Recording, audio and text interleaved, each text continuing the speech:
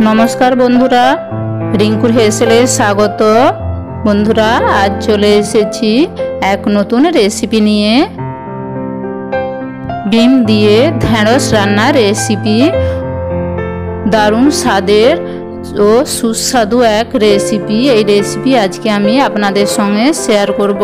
तो चलुन बंधुरा रेसिपिटा देखे नेওয়া যাক। ডিম ঢেঁড়স রেসিপি বানানোর জন্য আমি এখানে নিয়ে নিয়েছি পরিমাণ মতো ঢেঁড়স। ঢেঁড়সগুলো আমি ধুয়ে কেটে রেখেছি।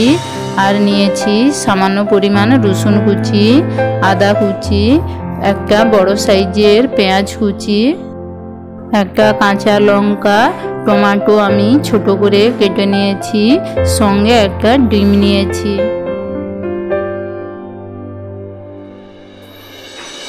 গ্যাসের আঁচে কড়াই বসিয়ে পরিমাণ মতো সাদা তেল নিয়েছি। গরম তেলের মধ্যে আমি সামান্য পরিমাণ 5 ফোড়ন ও একটা শুকনো লঙ্কা কেটে দিয়েছি।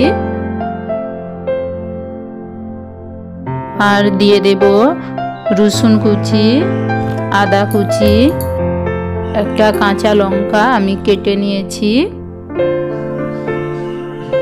সঙ্গে পেঁয়াজ কুচি ও কেটে রাখা ঢেঁড়স দিয়ে দেব।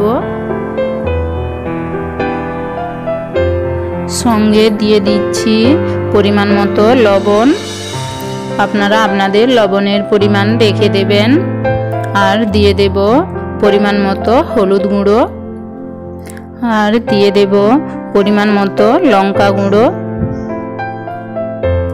সমস্ত উপকরণ আমি একসাথে দিয়ে ভালোভাবে নেড়ে চেড়ে নেব। আমি এইভাবে 2 মিনিটের মতো নেড়ে চেড়ে নেব। গ্যাসের আঁচটা আমি অবশ্যই মিডিয়াম ফ্লেমে রাখব।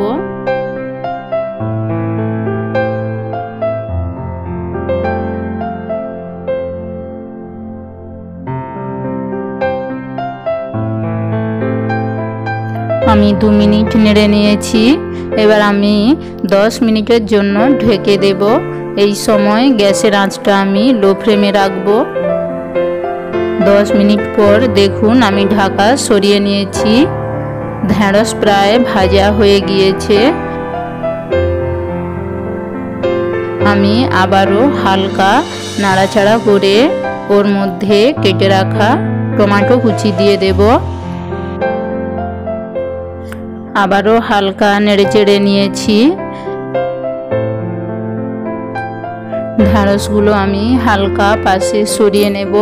মাঝে আমি সামান্য একটু পরিষ্কার করে ওর মধ্যে আমি ডিমটা দিয়ে দেব। তার জন্য আমি মাঝে সামান্য একটু সাদা তেল নিয়েছি।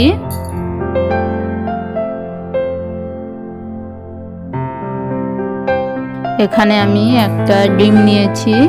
ডিমটা ফাটিয়ে তেলের মধ্যে দিয়ে দেব।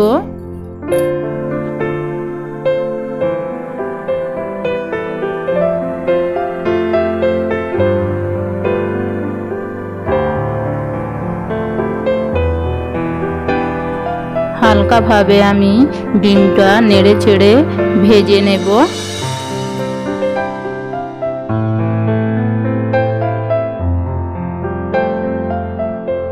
এবার আমি ডিমের মধ্যে সমস্ত ঢেঁড়স মিশিয়ে একসাথে নেড়ে চেড়ে নেব।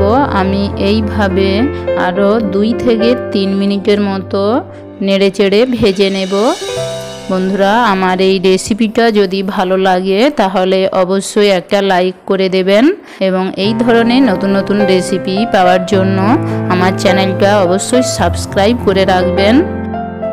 সমস্ত উপকরণ আমার ভালোভাবে ভাজা হয়ে গিয়েছে। এবার আমি সামান্য পরিমাণ জল অ্যাড করব।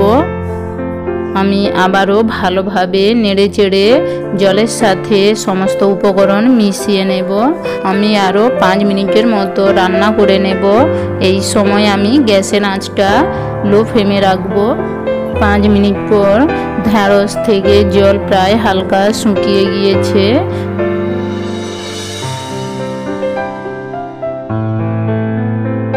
এবার আমি সামান্য পরিমাণ ভাজা জিরে গুঁড়ো আমি দিয়ে দেব।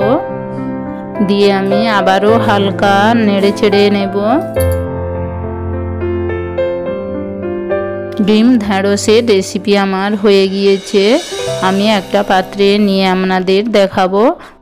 দেখুন বন্ধুরা, দেখতে কত সুন্দর লেগেছে এবং খেতেও দুর্দান্ত। ভাত কিংবা রুটির সাথে আপনারা খেতে পারেন। বন্ধুরা, আজ তবে এতটাই। আবার দেখা হবে নতুন কোনো রেসিপি নিয়ে। ততক্ষণে আপনারা সবাই ভালো থাকুন, সুস্থ থাকুন এবং আমার সঙ্গে থাকুন।